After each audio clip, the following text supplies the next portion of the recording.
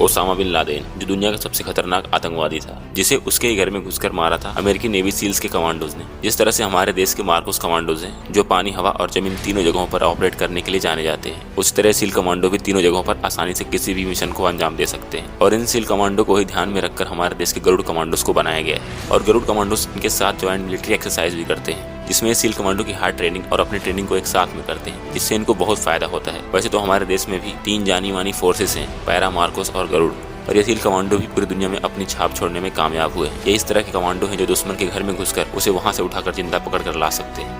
अगर इनकी ट्रेनिंग की बात करें तो इनकी भी ट्रेनिंग पूरे 6 महीनों की होती है, जिसमें इन्हें बहुत कड़े मिलिट्री एक्सरसाइज से गुजरना पड़ता है। इन्हें घंटों पानी के अंदर ही रहना पड़ता है। जिस तरह से इनका नाम है सील कमांडो, उसी तरह ये कमांडो भी पानी में रहकर अपनी ट्रेनिंग को अंजाम देते हैं, और वो भी एकदम ठंडे पानी में, जिसमें इन्हें हाइपोथर्मिया होने का खतरा लगा रहता है। इसलिए सील कमांडोज बनने के लिए सैकड़ों कैडेट्स आते हैं, और इनमें से 1/3 कमांडो बन पाते हैं, क्योंकि इन्हें ट्रेनिंग देने वाले जो कमांडर होते हैं वो बहुत ही टफ तरीके से इनकी ट्रेनिंग लेते हैं। इन्हें मिट्टी और कीचड़ में सराबोर होकर सारी एक्सरसाइज को फॉर्म करना होता है। और एक कमांडो के लिए सबसे इंपॉर्टेंट होता है कि वो बहुत एक्टिव रहे, क्योंकि कमांडोज खासकर अपनी रफ्तार के लिए जाने जाते हैं, और ये कमांडोज अपनी रफ्तार बढ़ाने के लिए मीलों की रनिंग करते हैं, जिसमें इन्हें अपने साथी कमांडोज के साथ दौड़ना होता है, और आराम करने के लिए कोई टाइम नहीं होता है। ये पूरे 24 घंटे में से केवल कुछ घंटे ही आराम करते हैं, वरना इन्हें ट्रेनिंग और बस ट्रेनिंग ही करना पड़ता है। ये सील कमांडोज होने के नाते इन्हें बोट में बैठकर उसमें रेस लगानी होती है, जिसमें 7 मेंबर्स की टीम में काम करते हैं, जिसमें से बोट के लेफ्ट साइड में 3 कमांडोज और बोट के राइट साइड में 3 कमांडोज, और बीच में बैठा होता है बोट का ड्राइवर, जो इन्हें कमांड देता है। ये अपने हाथों से बोट के ओर या पैडल्स को चलाते हैं, और रेस इनके लिए बहुत इंपॉर्टेंट होता है,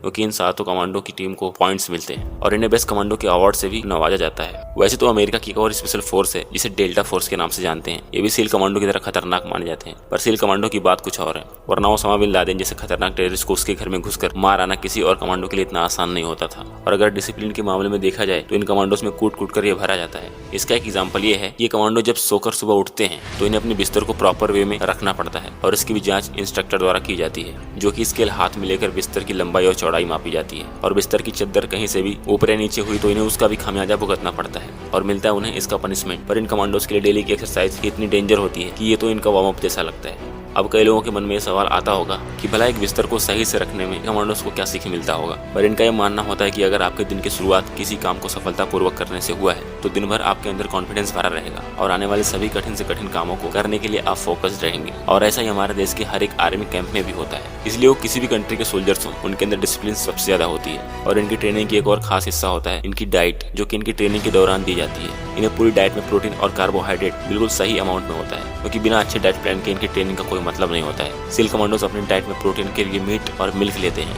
और साथ में अच्छे क्वालिटीज के पल्सेस भी इन्हें मुहैया करवाई जाती हैं, जिसमें रिच प्रोटीन और विटामिन मौजूद होते हैं। और जब हमारे देसी गरुड़ कमांडोज इनके साथ में ट्रेनिंग करने जाते हैं तो वो ट्रेनिंग बहुत खास हो जाती है, हमारे देसी गरुड़ कमांडोज और सील कमांडो दोनों के लिए भी। और कभी कभी तो ये सील कमांडो हमारे देश में ही आकर और भी वाकई सोल्जर्स के साथ ट्रेनिंग लेते हैं। ऐसा कई बार सुर्खियों में आया कि कुछ सील कमांडो की ट्रेनिंग के दौरान ही उनकी मौत हो गई, जो पानी कई तरह खराब होता है, लिहाजा जवान कई तरह के इन्फेक्शन का शिकार हो जाते हैं। मुलेन नाम का एक सोल्जर की बात है, उसकी मौत की मेडिकल वजह बैक्टीरियल निमोनिया बताया गया, लेकिन परिवार वालों ने ट्रेनिंग कोर्स को जिम्मेदार बताया था, इसमें बिना रेस्ट दिए और थकान की परवाह किए बगैर हर दिन कई घंटों की खतरनाक ट्रेनिंग शामिल होती है, और ट्रेनर को इस बात से फर्क नहीं पड़ता कि कोई जवान घायल है। ये कहना गलत नहीं होगा कि सील कमांडोज मरते दम तक ट्रेनिंग करते हैं। ये कमांडोज सोमालिया और लीबिया, जहां पर बड़े पैमाने पर आतंकी गतिविधियां होती रहती हैं, वहां पर जाकर इन कमांडोज ने सैकड़ों आतंकवादियों को बहुत बुरी तरह से मौत के घाट उतारा है। सो गाइस, आप सील कमांडो के बारे में क्या जानते हैं और इनके बारे में क्या राय है, कमेंट में जरूर लिखें। और ऐसी अमेजिंग वीडियोस के लिए इस चैनल को सब्सक्राइब करना ना भूलें।